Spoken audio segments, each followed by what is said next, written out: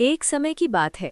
एक छोटे से गांव के किनारे एक पुरानी सी झोपड़ी में एक गरीब बांस काटने वाला अपनी पत्नी के साथ रहता था। दोनों की जिंदगी बहुत सादा थी, लेकिन उनके दिल प्यार से भरे हुए थे।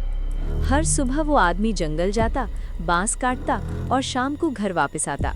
उसकी पत्नी उन बांसों से सुंदर टोकरी और चीजें बनाती, जिन्हें वे बाजार में बेचकर अपना गुजारा करते। उनके पास सब कुछ था, सिवाय एक चीज के, संतान। यही कमी उनके दिलों में एक खामोश दर्द बनकर रहती थी। एक दिन जैसे ही सूरज की पहली किरण जंगल में फैली, बांस काटने वाला अपने काम में लगा हुआ था कि अचानक उसकी नज़र एक अजीब बांस पर पड़ी। वो बांस आम बांसु जैसा नहीं था, बल्कि अंदर से चांद की तरह चमक रहा था। वो हैरान रह गया। ये कैसा बांस है? उसने धीरे से खुद से कहा। वो धीरे धीरे उसके पास गया और बहुत सावधानी से उसे काटने लगा। जैसे ही बांस खुला, एक नरम सी रोशनी बाहर निकली और उस रोशनी के अंदर एक नन्ही सी लड़की बैठी थी। वो लड़की उसकी अंगूठे जितनी छोटी थी, लेकिन बेहद खूबसूरत। उसकी आंखें चमक रही थीं जैसे सितारे जमीन पर उतर आए हों। बांस काटने वाला दंग रह गया। उसने तुरंत उसे अपनी हथेली पर उठाया और उसके दिल में एक अजीब सी खुशी भर गई, जैसे भगवान ने उसकी दुआ सुन ली हो। वो दौड़ता हुआ घर आया। जल्दी आओ, देखो मुझे क्या मिला है। उसकी पत्नी बाहर आई और जैसे ही उसने उस नन्ही सी लड़की को देखा, उसकी आंखों में आंसू आ गए। ये तो किसी फरिश्ते जैसी है।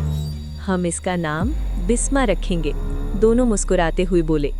जैसे ही उन्होंने उस नन्ही सी बच्ची को कपड़े पर रखा, एक हल्की सी हवा चली और अचानक वो लड़की बड़ी होने लगी। कुछ ही पलों में वो एक सामान्य बच्ची जितनी हो गई। दोनों हैरान भी थे और खुश भी। उन्होंने बिस्मा को अपनी बेटी बना लिया। अगले दिन जब बांस काटने वाला फिर जंगल गया, तो उसने एक और अजीब बात देखी। जिस बांस को भी वो काटता, उसमें से सोने की डली निकलती। वो हैरान रह गया। कुछ ही दिनों में वो गरीब आदमी अमीर बन गया। उसका घर सुंदर हो गया और बिस्मा को अच्छे कपड़े और बढ़िया खाना मिलने लगा। लेकिन सबसे बड़ी बात, अब उनके घर में खुशी थी।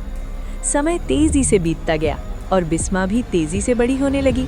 जल्द ही वो एक बेहद खूबसूरत जवान लड़की बन गई। उसके बाल रेशम जैसे मुलायम, आंखें सितारों जैसी चमकदार और उसकी मुस्कान चांद से भी ज्यादा सुंदर थी।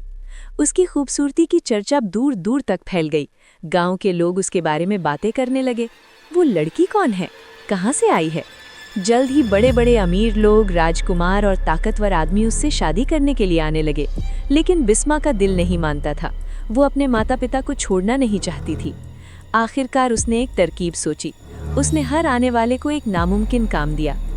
अगर तुम मुझसे शादी करना चाहते हो तो ये काम पूरा करो। किसी से कहा जादुई पत्थर लाओ, किसी से कहा आग में न जलने वाला कपड़ा लाओ और किसी से कहा आसमान से तारा तोड़कर लाओ।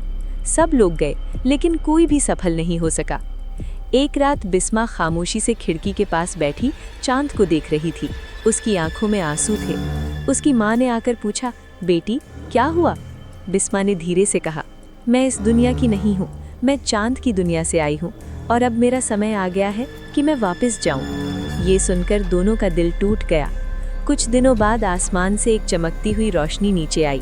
वो चांद की दुनिया के लोग थे जो बिस्मा को लेने आए थे। बांस काटने वाला और उसकी पत्नी रोने लगे, हम तुम्हारे बिना नहीं रह सकते। बिस्मा ने उन्हें गले लगाया।